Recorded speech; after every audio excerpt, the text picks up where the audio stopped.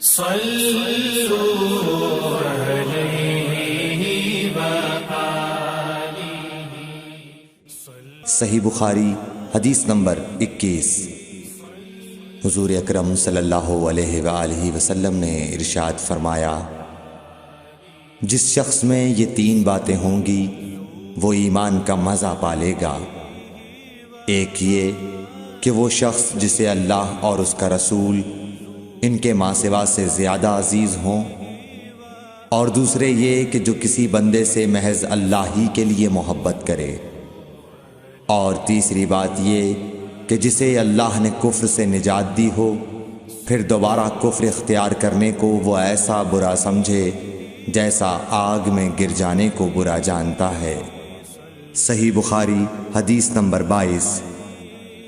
حضرت محمد مصطفیٰ صلی اللہ علیہ وآلہ وسلم نے فرمایا، جب جنتی جنت میں اور دوزخی دوزخ میں داخل ہو جائیں گے، اللہ پاک فرمائے گا جس کے دل میں رائی کے دانے کے برابر بھی ایمان ہو اس کو بھی دوزخ سے نکال لو۔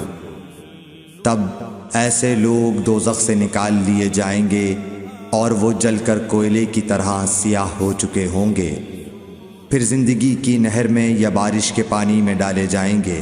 اس وقت وہ دانے کی طرح اگائیں گے جس طرح ندی کے کنارے دانے اگاتے ہیں۔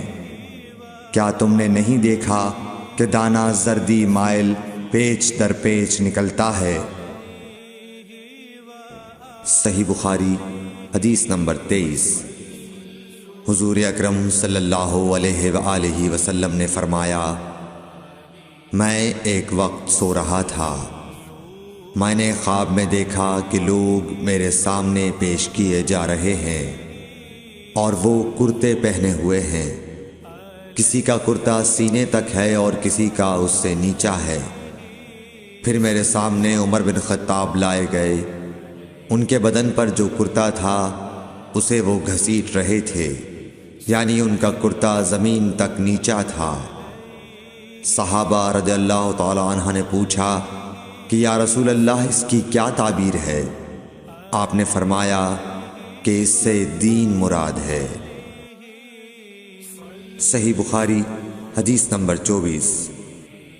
ایک مرتبہ رسول کریم صلی اللہ علیہ وسلم ایک انصاری شخص کے پاس سے گزرے، اس حال میں کہ وہ اپنے ایک بھائی سے کہہ رہے تھے کہ تم اتنی شرم کیوں کرتے ہو؟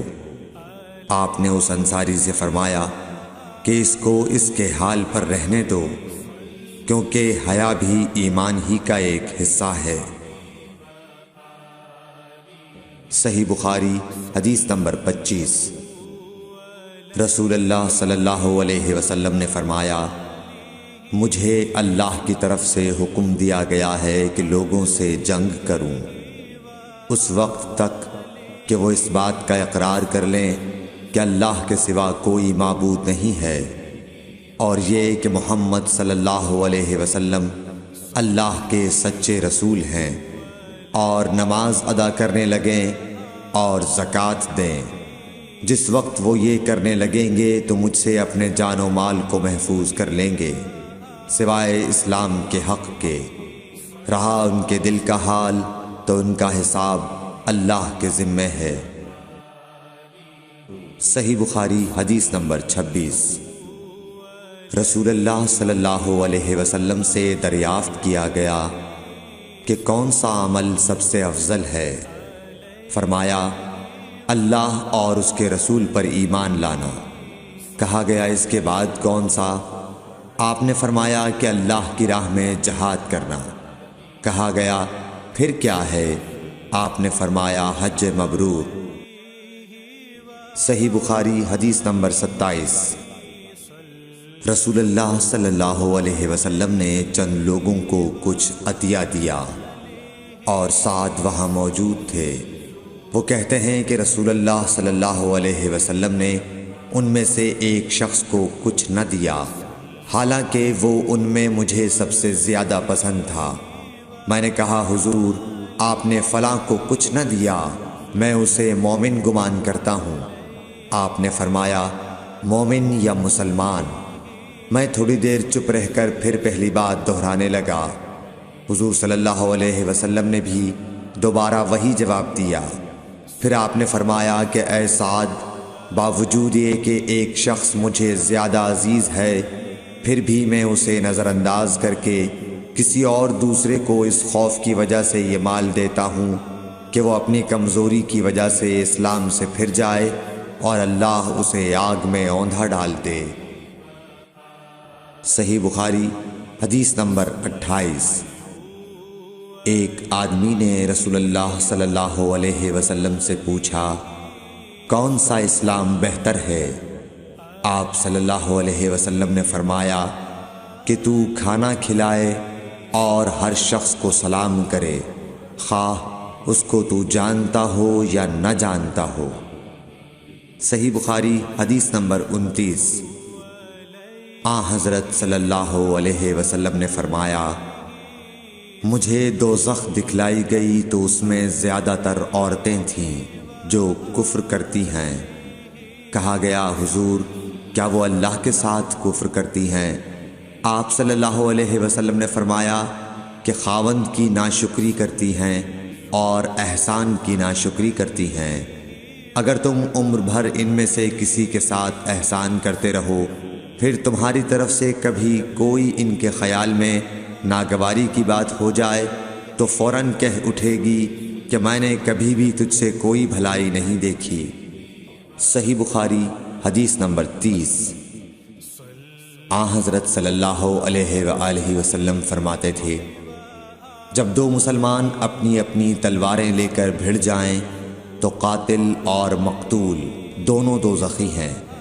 عرض کیا گیا، یا رسول اللہ، قاتل تو خیر ضرور دوزخی ہونا چاہیے، مقتول کیوں؟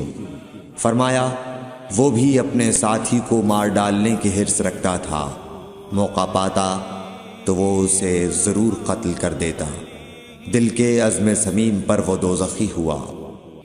صحیح بخاری حدیث نمبر 31۔ ابو ذر ایک جوڑا پہنے ہوئے تھے اور ان کا غلام بھی جوڑا پہنے ہوئے تھا۔ سبب دریافت کیا گیا تو کہنے لگے کہ میں نے ایک شخص یعنی غلام کو برا بھلا کہا تھا اور اس کی ماں کی غیرت دلائی یعنی گالی دی، تو رسول اللہ صلی اللہ علیہ وسلم نے یہ معلوم کر کے مجھ سے فرمایا، اے ابو ذر، تو نے اسے ماں کے نام سے غیرت دلائی ہے، بے شک تجھ میں ابھی کچھ زمانہ جاہلیت کا اثر باقی ہے۔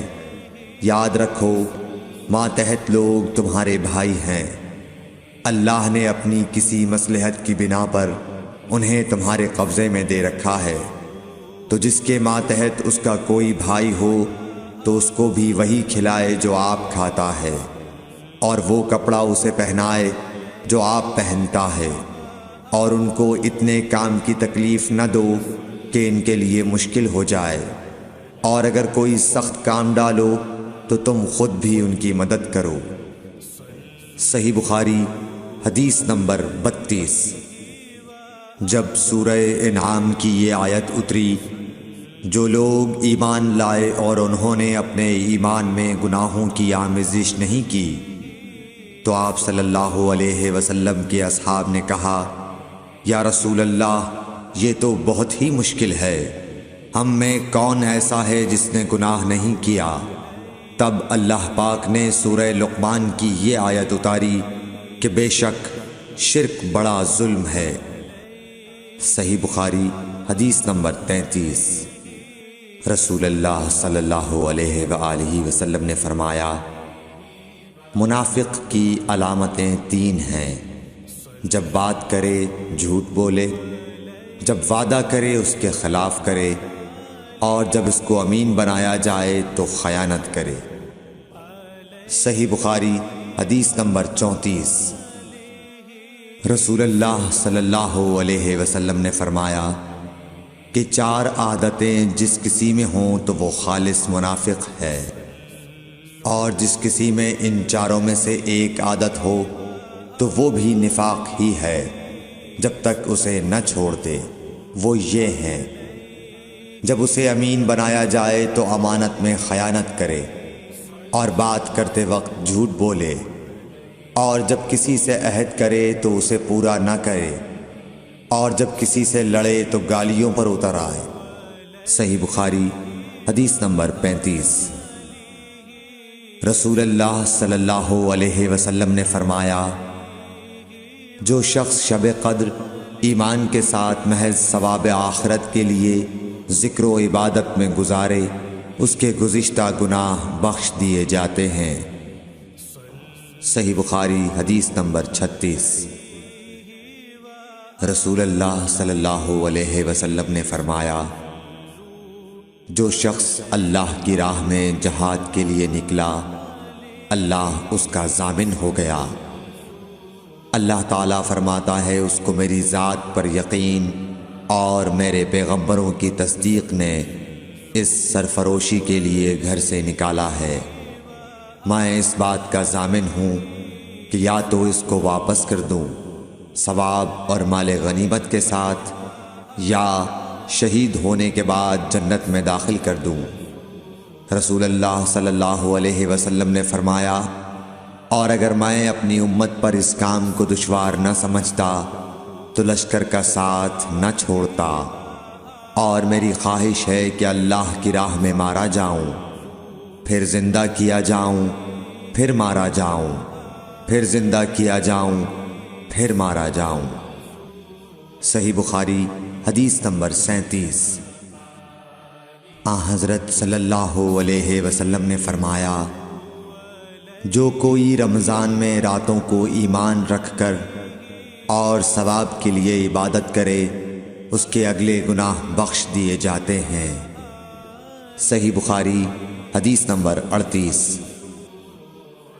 حضرت صلی اللہ علیہ وسلم نے فرمایا، جس نے رمضان کے روزے ایمان اور خالص نیت کے ساتھ رکھے، اس کے پچھلے گناہ بخش دیے گئے۔ صحیح بخاری حدیث نمبر 39۔ حضرت صلی اللہ علیہ وسلم نے فرمایا، بے شک دین آسان ہے، اور جو شخص دین میں سختی اختیار کرے گا تو دین اس پر غالب آ جائے گا اور اس کی سختی نہ چل سکے گی۔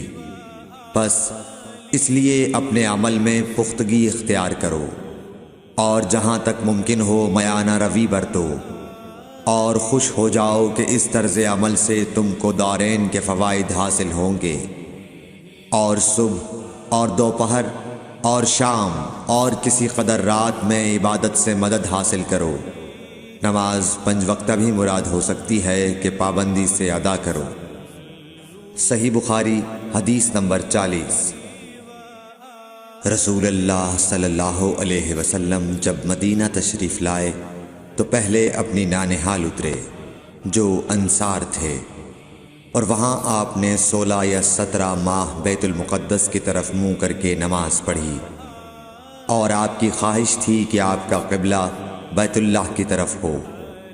جب بیت اللہ کی طرف نماز پڑھنے کا حکم ہو گیا تو سب سے پہلی نماز جو آپ نے بیت اللہ کی طرف پڑھی عصر کی نماز تھی۔ وہاں آپ صلی اللہ علیہ وسلم کے ساتھ لوگوں نے بھی نماز پڑھی۔ پھر آپ کے ساتھ نماز پڑھنے والوں سے ایک آدمی نکلا اور اس کا مسجد بنی حارثہ کی طرف گزر ہوا تو وہ لوگ رکوع میں تھے۔ وہ بولا کہ میں اللہ کی گواہی دیتا ہوں کہ میں نے رسول اللہ صلی اللہ علیہ وسلم کے ساتھ مکے کی طرف منہ کر کے نماز پڑھی ہے۔ یہ سن کر وہ لوگ اسی حال میں بیت اللہ کی طرف گھوم گئے، اور جب رسول اللہ صلی اللہ علیہ وسلم بیت المقدس کی طرف منہ کر کے نماز پڑھا کرتے تھے، یہودی اور عیسائی خوش ہوتے تھے، مگر جب آپ نے بیت اللہ کی طرف منہ پھیر لیا تو انہیں یہ امر ناگوار ہوا۔ زہیر ایک راوی کہتے ہیں کہ ہم سے ابو اسحاق نے برا سے یہ حدیث بھی نقل کی ہے کہ قبلہ کی تبدیلی سے پہلے کچھ مسلمان انتقال کر چکے تھے، تو ہمیں یہ معلوم نہ ہو سکا کہ ان کی نمازوں کے بارے میں کیا کہیں۔